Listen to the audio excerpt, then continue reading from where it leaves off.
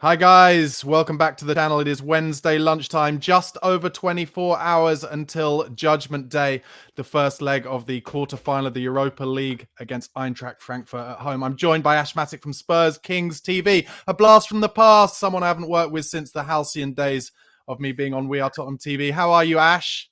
I'm very well. Thanks for having me on, Barnaby, man. It's a pleasure to be here. No, it's an absolute pleasure, and hopefully we'll be able to do a lot more work together on each other's channels. Do you want to tell my audience a little bit about your channel, where they can find you? Yeah, you can find me on Spurs Kings TV. Check me out. I've got lots of content over there. Tuesdays, I do like a breakdown. And Wednesdays, we do have a little punch up on a rival show. It's a bit of fun. Rival fans coming on talking smack. But yeah, we move. Love it. Well, make sure you go and subscribe to them on YouTube. But just some breaking news, Ash. I know you've just been on a podcast elsewhere, so I don't know if you've seen it.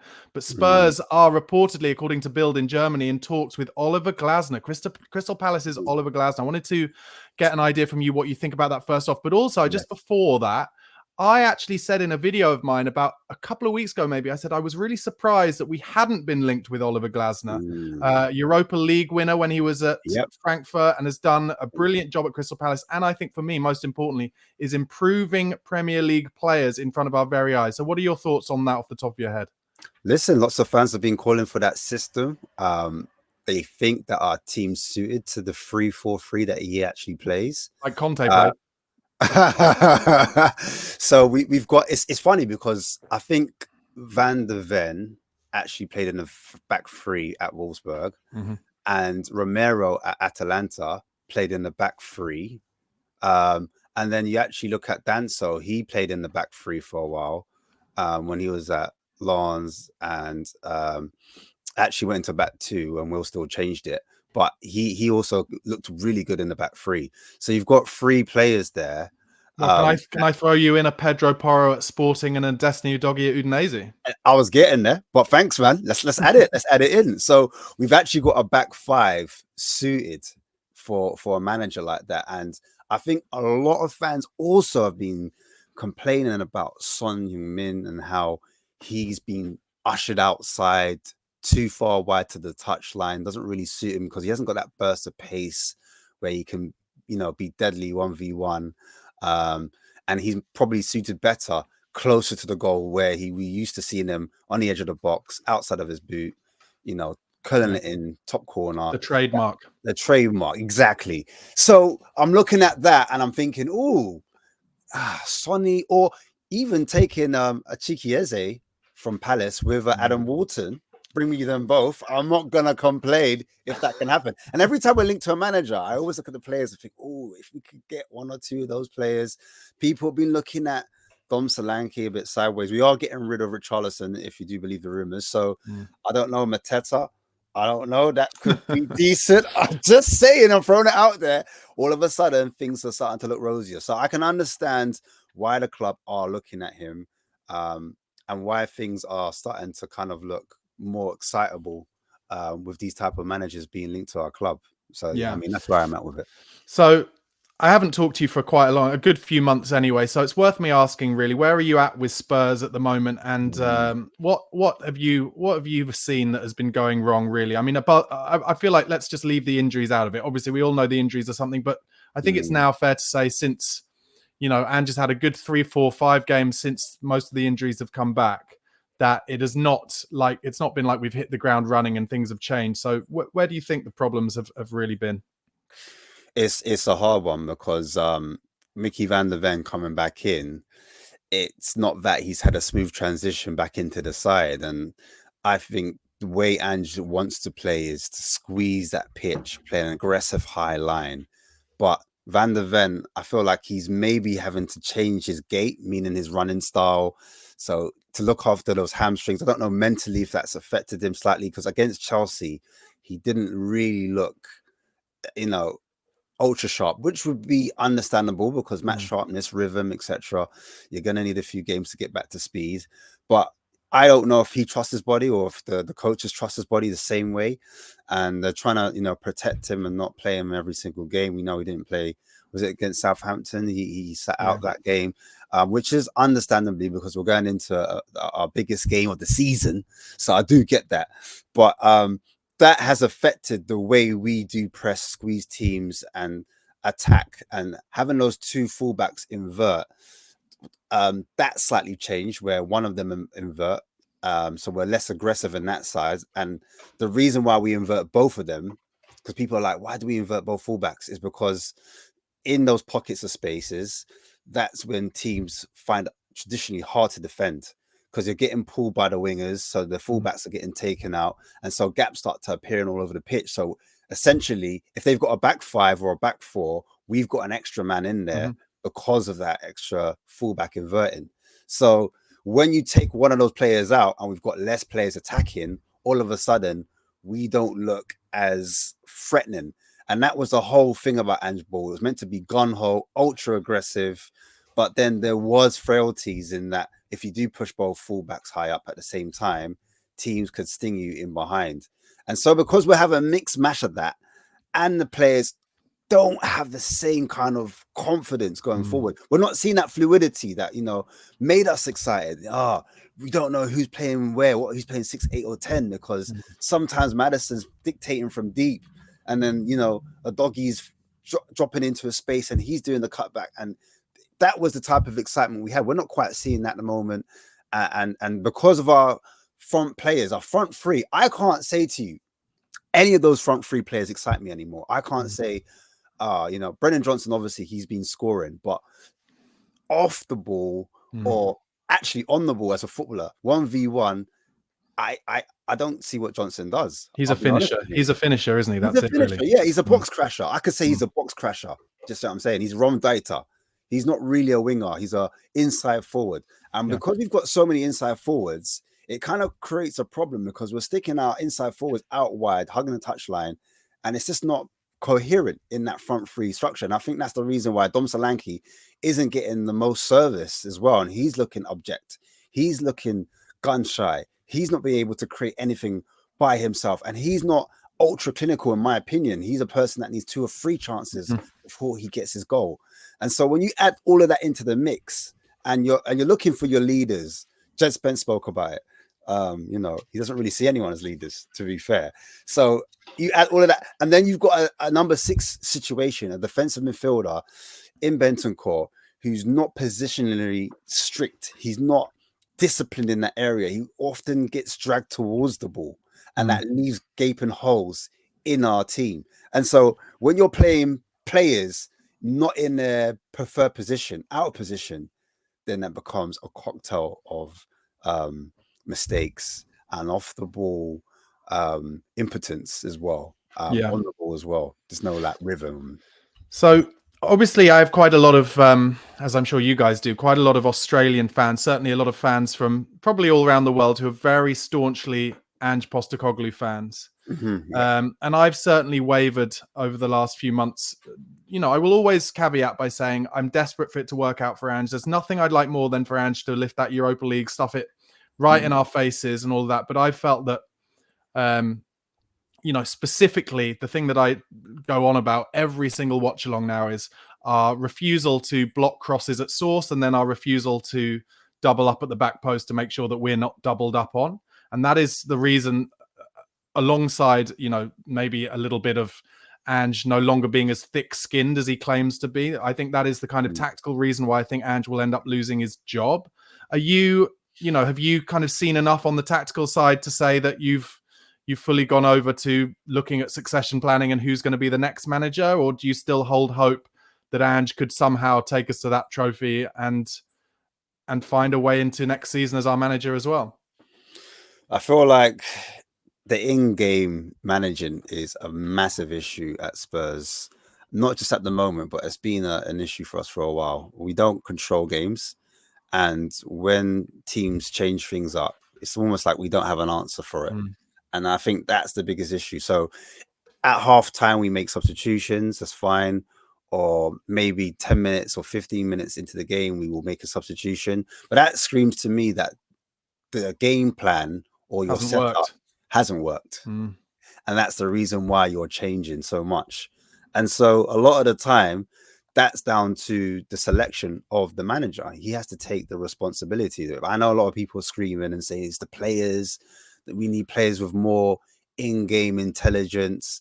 But you look at the the players that we do have, and I want this context. You know, we've had Archie Gray partnering different partners with Danso, Ben Davies, and Dragushin. Dragushin not the most technical on the ball, and that hence why he'd be great in a back three, though, wouldn't he? He would He'd actually be great as a blocker in back to my other point. Do you know what I mean? Like yeah. I mentioned earlier, you know, we've got so many defenders that suit a back three and look more comfortable in it, but they're forced to play a back two. But you could argue that that's a recruitment issue then, and Levy needs to be looking at that. You know, who he's bringing in as recruitment staff and scouts. He needs to have a quiet word. But coming back overall to Ange, yes, he has great ideas, great philosophies, because we are all complaining, oh, football's too robotic. You know, it's boring, too much systems. And Ange says, I just want the players to go out there and get on with it. He wants the freedom. He wants them to figure it out. And hence why you don't really see him get involved in the touchline. At times you see him, get forward. That's the only instruction I actually hear from him. I don't really see no, you know, tactical. Yeah, I saw him the other day going, every single time. Funny enough, Maddison said the same thing when he was on the bench with Son, didn't it? So it's like every single time the same thing. But I just want a manager that comes in, or a coach, not a manager, because I think what he does is he does manage, but we need a coach, in my opinion, because with a coach, they dive into the details when they're on the grass with the players. They've got the boots on, they got the muzzin, they're getting involved, and it's no longer Matty Wells and Ryan Mason and Jedinek. No disrespect to Jedinek, but he was like the under-17s coach for Aston Villa. I'm looking for someone a bit higher up with a bit more nous that can shape players, that can improve them, that can take them to the next level. Do you know what I mean? Someone like Xavi's, for example. Xavi, he's well-renowned. He came through the academy level. He's got experience winning leagues, winning Champions League, winning Copa del Reyes. He's got it all, and he's managed, and he was the one that brought through Yamal. So I want a manager, or a coach, sorry, shall I say, that can get there and develop these players and say, look, if you stand at your position, you change your shoulders and you change your hips, and if you take 2 steps off to this, I want that level of detail. But this needs to be a balance where you allow your players to do what they need to do, but then also you can get to them on the video screen. And the funny thing is as well, look at Birmingham. Birmingham have been promoted by a clear 15 because they took our assistant, didn't they? Barnaby. And what did our coach and our assistant say? He said, Ange Postecoglou, great manager, great philosophy, good ideas, but for his idea to work, it needs refinement. It needs fine tuning. What did he do? He ignored it. He ignored it. He's gone off. He's gone. He's got poached. Look what he's doing with his team. And like, look where we are. Like, it's no coincidence we've fallen off a cliff. I'm just saying, look, you can Should we play some devil's advocate with the Birmingham guy and say that they have the highest budget in the history of League One as well? Oh, you can throw that out there. But I mean, he was a part of our scouting. He was a part of our coaching squad. And we are where we are now. And I'm like, I just want a coach to come in. And I was watching the Eric Dyer interview again. When he was with Gary Neville at Bayern Munich. And he was talking about how, you know, Postecoglou comes in there and he just talks about, you know, the ideas and the philosophy and and he doesn't really do too much tactical work. And he spoke about Pochettino, and he said Pochettino really developed me as a player. I mean, I know he was younger, but he was talking about running backwards. He said the reason why, like, things I've never thought about, acceleration and deceleration. And I think about Mickey van der Ven and the injuries he picked up. Lots of players aren't taught how to decelerate and running in straight lines. No, you need to change direction. What do you do then? I just remember those incidents when it was Anthony Gordon chopping onto his foot. And you see Van der Ven doing the breakdance. I'm like, these type of nuances, those are the type of things I want from more experienced coaches or players that have been at that level in Europe and know how to work with these younger players. I just want a little balance. So I feel like we've gone from one extreme in your Mourinho's, your Conte's, etc. Pragmatism. Nuno to Ange, you know, and he was the necessary pain we needed to go through. So I'm not here like slagging Ange off. I'm just saying he's part of the change which is needed. And I feel the reason why so many fans want it to work is because there's been a divide in the fan base, and it's like, ha, I told you so. Ha, got you. Do you know what I mean? Yeah, totally. Versus his likability as well. He says, mate, I know that's an easy one, but it's really like, oh, he talks like he's a normal bloke. yeah, he doesn't. You can understand what he's saying. He doesn't talk.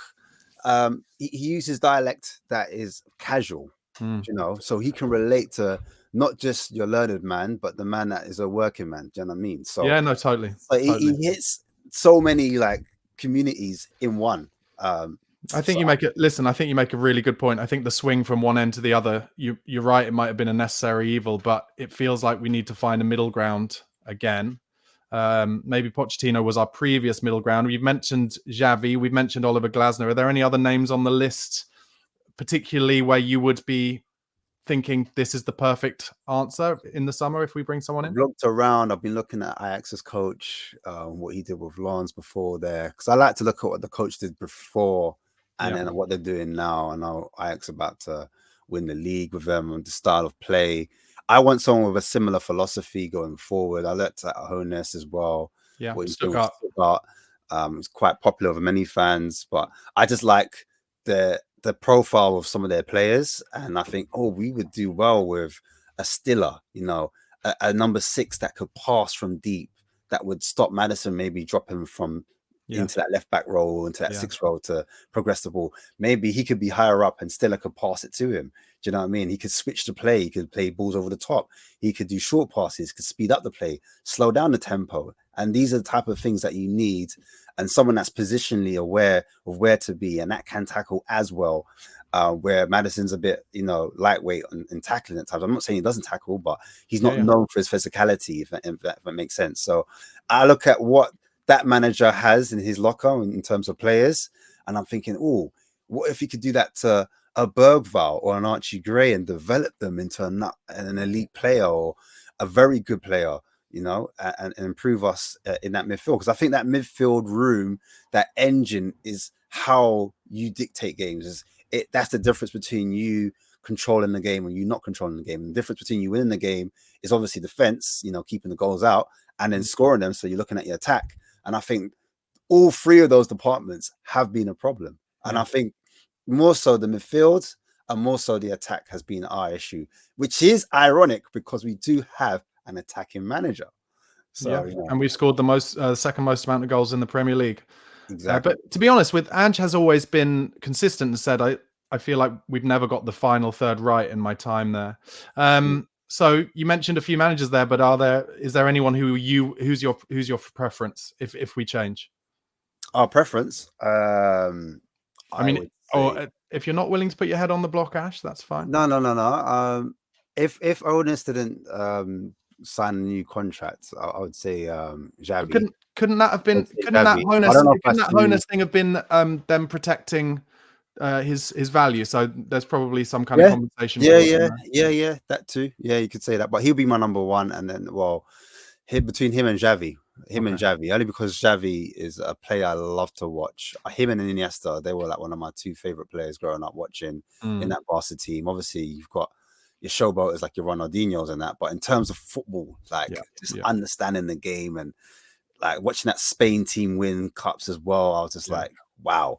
So yeah, I would really like Xavi. He does come with there's a small caveat because we are complaining about systems and it being a bit too positional. Like you have to be in this position, and you know it's a bit robotic. So that's the only thing I could say about Xavi, where I'm like, I do still like my players to have a bit of freedom, and yeah, that's it really. But those are my 2. Okay, let's see what happens. So tomorrow night, Eintracht Frankfurt. First, before I ask you specifically about the game, what percentage, if I was going to ask you, Ash, to put a percentage on, what percentage of you thinks Tottenham will win the Europa League? Oh, okay, well, I'd say I'm going to go for a strong 40%. Okay, because I'm going 5%. Yeah, I'm going strong 40%. Talk me through your 40%, Ash. 40%. I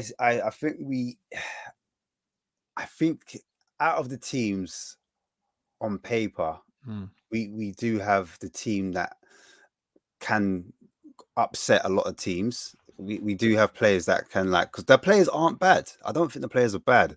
And then one-off games, if we throw the kitchen sink at it, we can upset a team. And so that's why I say 40%. We can beat Frankfurt on our day. We could smash them. Like, we have to beat them by 2 clear goals, in my opinion. I agree at home. Yeah, I agree. If we've got any chance. So this home leg is very important, because I just think our mentality away from home is not the same as it is at home. So if we get past them, we get into the semis. Who we meet in the semis, that could be quite interesting. Lazio, realistically, no? Yeah, I would say so. But Lazio have been having an up and down season from what I've been looking at. So again, we've got 2 legs, so we could do damage there at home. No one's expecting us to do it. Players are clearly up for it. Anytime you ask the players about, moving forward, they only talk about the Europa League. They don't talk about the Premier League at all. So no matter what Ange is trying to do, field out strong teams against Southampton, who are already pretty much relegated. The players, their heads on in Europa. That's what they're focused on. Kulusevski, these players, they see themselves as Champions League players.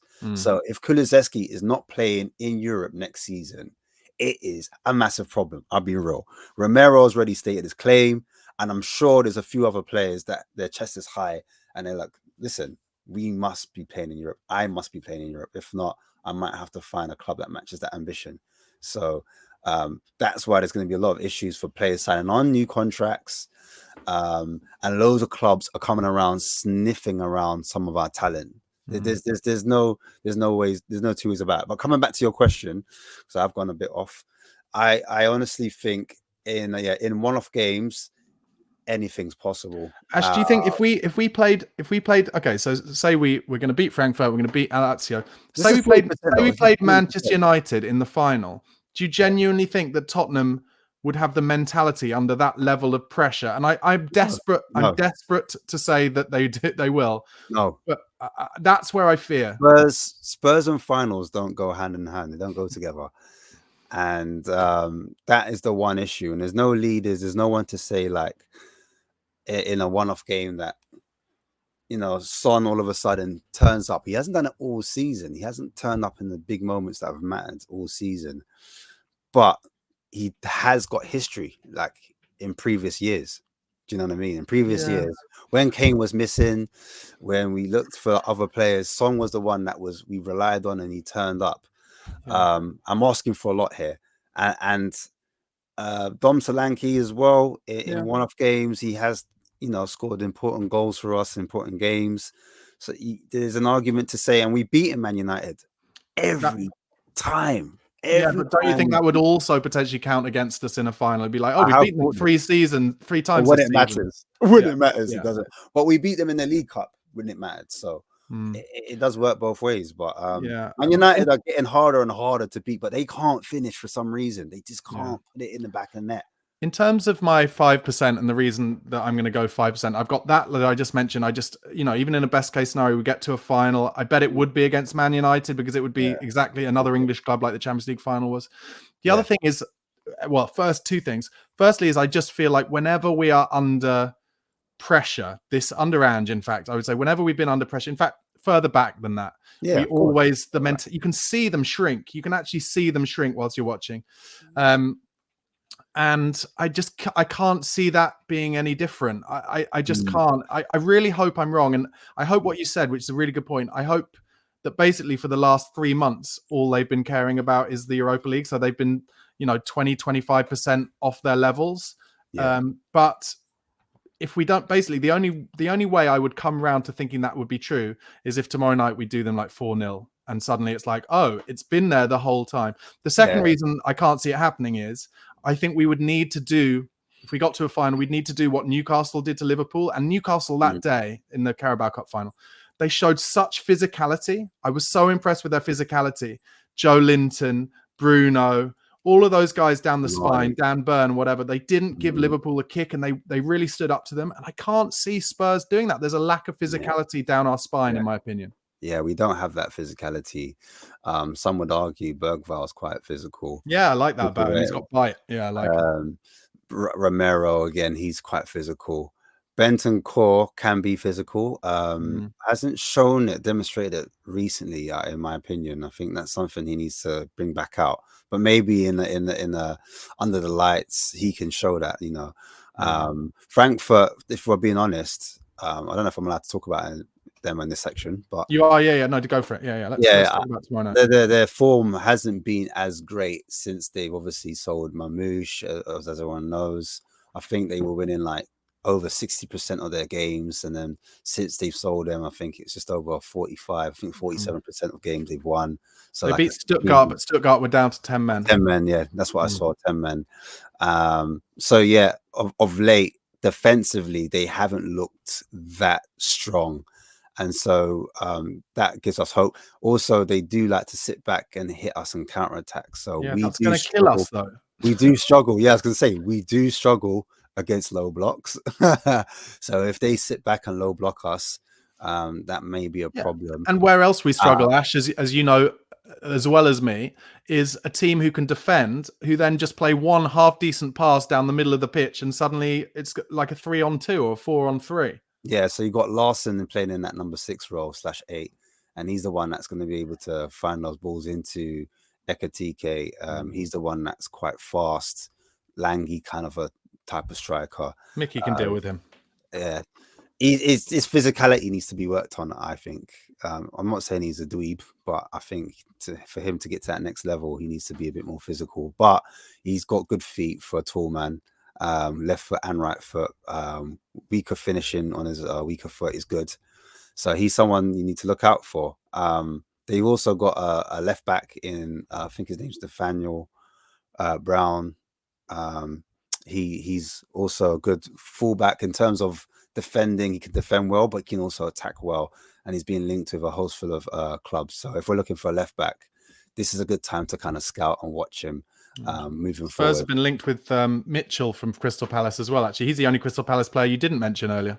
Oh yeah, well Gray as well. Okay, Mark Gray we've been linked for a long time. Yeah, but yeah, Mitchell's another player. He's quite good. He got into the England setup, didn't he? I think as ever, Bruno Lange and Johan Lange and Daniel Levy sniffing around the free transfer market. I think they think Mitchell's contract is running out this summer, but I think it's got an added year on it.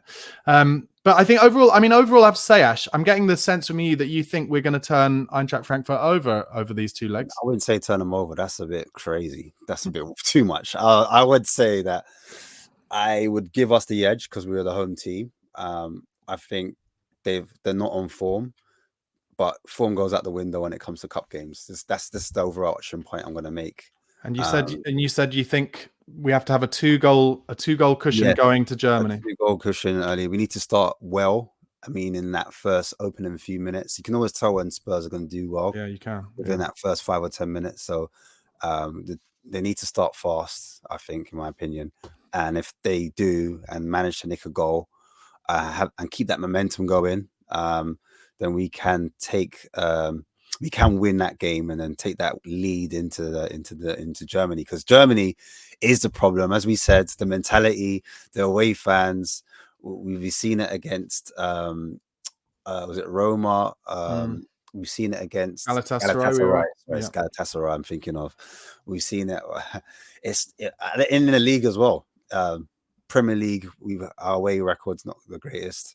So that's something to be concerned about massively. Let me ask you a difficult question, Ash, just to end it on a bleak first. Actually, I'll ask you this question, then I'll ask you for a prediction for tomorrow night's scoreline.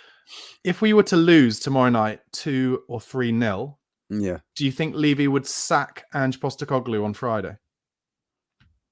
No, I still don't think so. Only because there's a second leg to be played. Yeah, but don't you think he'd hope that by sacking him and they'd get some kind of new manager bounce for the second leg? I think fans would hope that.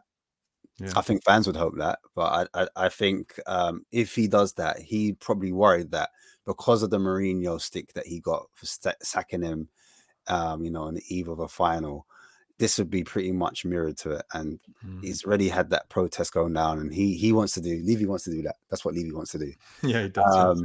So yeah, him sacking him in the middle of it's half time, essentially. Half time wouldn't go down too well, because there are a lot of Ange supporters and inners, if you want to call it that, that wouldn't be happy with that type of thing happening. So I don't think if he got smashed 3-0, 4-0 though, there's a conversation to be had. I think 3. I personally think 3 would be a definite sacking. 2, I'd say probably maybe not, but 3. Okay, let's end this with your prediction for tomorrow night, and then I'll give my prediction. Yeah, cool. I think Spurs can get the job done. I think we'll win 2-1. Will it be enough? I'm going 2-2. I'm going 2-2. For 2-2. I'm going for 2-1. I don't think it will be enough. It'll be interesting to see that players like Götze. I know Götze was like really held in high esteem when he was at Dortmund. But he's 32 or 33 now. He's a bit older. Plays in there 10. He'll roll back the years for one last. Dr. Tottenham will see you, Mario Götze. Come and have your best game in years. Hey, listen. It's going to be an exciting game. I'm looking forward to it either way, man. I'm looking forward to watching a game that means something. Yeah, of course. Do you know what? I'll be honest with you. I'm quite relaxed about it. And normally, like leading up to a game that's so important, I'll be more anxious. Like we've got to win this. But where we are in our season, we deserve to win a Europa Cup. Like, let's be honest. Like, it's a no from me. It's a no for me as well. I think that's the reason why I'm a bit more relaxed. But maybe that's why we will, because for the first time ever, we're like, we've got to go for this one thing and nothing else. Yeah, it's true. Maybe it's a part, like, I don't know, maybe we've done something bad in our past lives, and that's why we need to go through this torture. Like, you can imagine us just getting through to the final, just to kind of prolong the hope. Like, oh, maybe, like, we could do this. And but this is the thing I keep saying, is like, for years, Tottenham fans have been saying on all their content, fuck the top 4. I don't care about top 4. I'd happily come 17th and win a trophy. Well, this year we might actually come 17th. Like it's all good. It's all good when you're saying it, and then when it actually happens, it's completely different. Yeah, it's completely been horrible. Anyway, Ash, mate, thanks so much for coming on the channel. Remind the audience again, Spurs Kings TV on YouTube. Where else? Yeah, you can just catch me on other channels. We are Tottenham TV. I do a few watch-alongs. I'm doing one actually this Sunday on Wolverhampton away, so that should be interesting. And where else am I? On Last Word of Spurs. And Spurs Kings TV, they have a Twitter account and stuff. Yeah, check us out on Twitter, man. Check us out on Twitter. We're both there. Me and Marlon, we're both there. Yeah, man. And hopefully you can come on my show one of these days. I would love to. I would love to anytime. Okay, guys, thank you so much for watching. Please do give this video a like and do press subscribe for daily Tottenham content. And as we get closer to the transfer window, I'll be doing daily Tottenham transfer talk and Premier League transfer talk as well. And with just, like I said, over 24 hours until Judgment Day. Try and enjoy your Wednesday. Enjoy your hump day. Come on, you Spurs.